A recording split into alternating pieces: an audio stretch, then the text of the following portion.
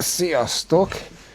Úgy néz ki, hogy idén elég sok videónak az a kiindulási alapja, meg még elég soknak az is lesz, hogy idén egy pincét tervezek építeni a házam mellé, és ahhoz dolgozok előre, ebben a videóban is ilyesmi lesz, ugyanis a pinceépítés során szükség lesz arra, hogy majd a felépített zsalukúj falak mellé a visszatemetett földet rétegenként tömörítsem, és ehhez semmiképpen nem akarok nem tudom hány hétre, amíg tart majd a munka, gépet bérelni, vagy gépet venni, meg aztán különösen, mert ezek a döngölő gépek baromi drágák, és különösen azért sem, mert hát valójában ezt meg lehet oldani egy bontókalapáccsal is, és ha már egyszer van itthon egy ilyen elég komoly és nagy súlyú gép, akkor megpróbálom ezzel megoldani.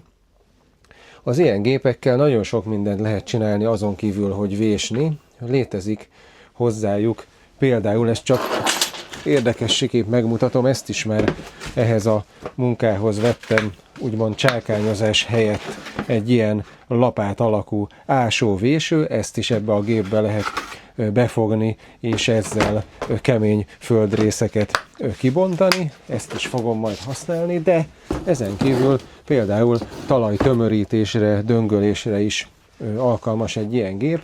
Léteznek hozzá a neten, lehet kapni gyárilag ilyen döngölő fejeket, döngölő szerszámokat, például ezt, vagy akár ezt is, de a legolcsóbb, amit én megvásárolható formában találtam, az 25 000 forint, van amelyik meg még annál is jóval több, hát azért az eléggé durva, főleg ha azt nézzük, hogy egy ilyen döngölő talpat azt valójában egészen egyszerűen lehet készíteni, hogyha van egy kis kézügyességed, meg hegesztőberendezésed, én meg is csináltam, itt van. Ebben a videóban meg azt fogom megmutatni, hogy miből és hogyan készítettem ezt el, lépésről lépésre. Tartsatok velem! Ha csak tehetem, hulladék anyagokat használok, így került most elő egy 28 cm hosszúságú HEA 120 acélgerenda darab. A döngölő szárának muszáj egy a gépbe illeszkedő szerszámot használni, ezért vettem egy olcsó hegyes vésőt. Így a teljes anyagköltség, ennek az ára 2500 forint, plusz egy kis áramfogyasztás és némi hegesztőhúzal. Mennyivel jobban hangzik, mint a 25 000 forint. Mivel a gerendát 2 darabban akartam tudni, feljelöltem a közepét, majd jöhetett a plazmavágó. Az ilyen vastag és mással nehezen hozzáférhető anyagokhoz ideális választás a plazma. Először nem akart szépen vágni, fröcskölt és szakadozott az ív, mire rájöttem, hogy csere érett az elektróda.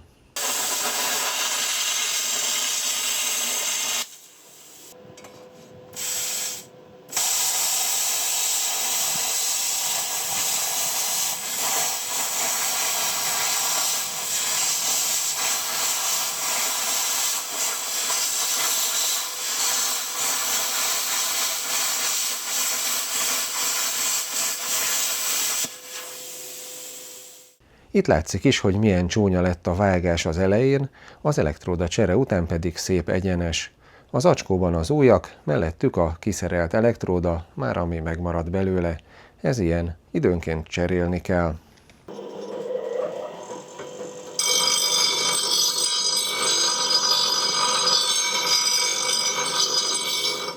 A megfojt vágási felületeket leköszörültem, hogy normálisan nézzen ki, majd sarokcsiszolóval szedtem le az éles széleket, és alakítottam ki a 2 darab összehegesztendő oldalain a 45 fokos letöréseket alul és felül is.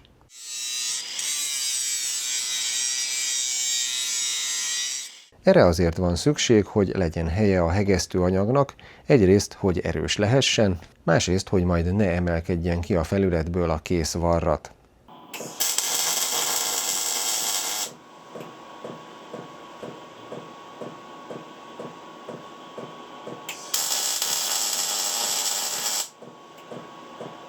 Először az egyik oldalon 3 helyen összefogadtam egy-egy pöttyel a 2 darabot, majd a másik oldalon végighegesztettem. Az ilyen vastag anyagoknál 120 amper vagy még több is nyugodtan mehet, ez nem fog átlyukadni egykönnyen.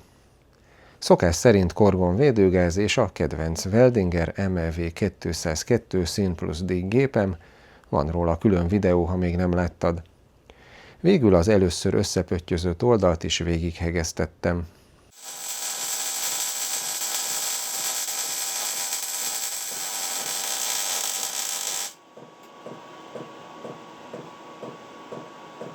Így a talprész elkészült, jöhetett a szár.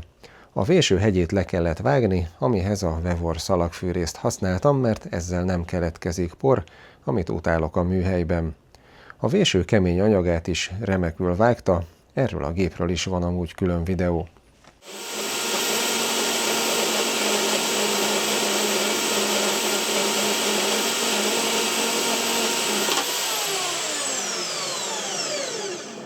A fűrészlap így hűtés nélkül is csak langyos lett a végére.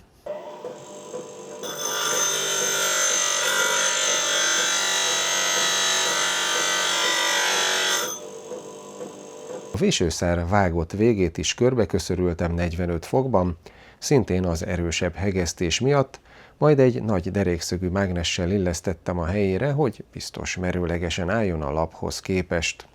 Az elhelyezésnél érdemes figyelembe venni, hogy a szerszámot milyen irányban lehet a gépbe helyezni, ezt a száron lévő bemarás határozza meg, hiszen csak egyféleképpen tud majd a gépben állni a szerszám, és nem mindegy, hogy a felhegesztett lap merre fordul a hosszabb és a rövidebb oldalával. A szárat teljesen körbehegesztettem, hogy biztosan jól tartson.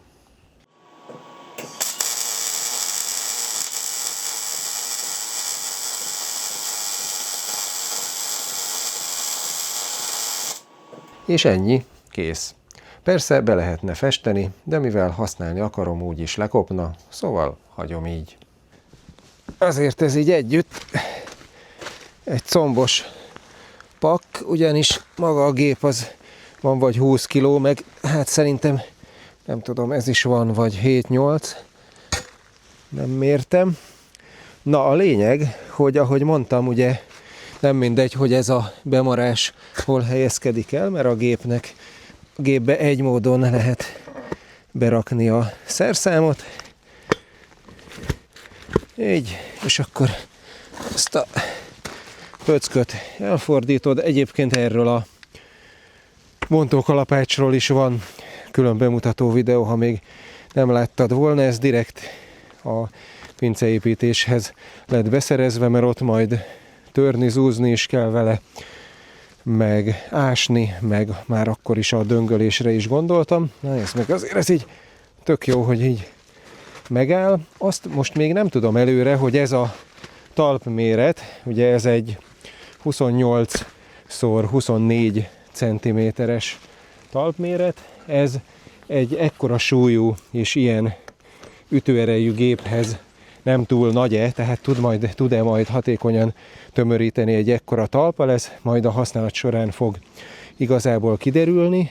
Hogyha esetleg nem, akkor most legrosszabb esetben itt a szélességéből a plazmavágóval levágok egy-egy csíkot, és akkor egy kisebb talpmérettel már biztosan hatékonyan tud majd dolgozni. Mivel most ilyen hó meg sár van mindenhol, sarat tömöríteni nem érdemes, most itt a sóderkupacon kipróbálom, hogy egyáltalán hogy működik, meg megmutatom nektek, aztán majd a tavasszal ténylegesen a pinceépítési munka során kap ez majd igazán szerepet.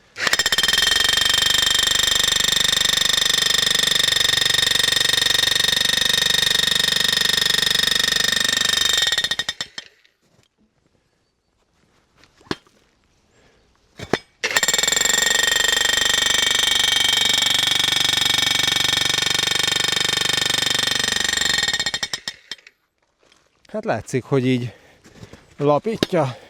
lapítja össze. Itt ilyen kemény és sima felületet képezett. Hát most itt alatta fagyott a talaj, meg ez kavics. Minden esetre, na, hát ilyen. Így működik.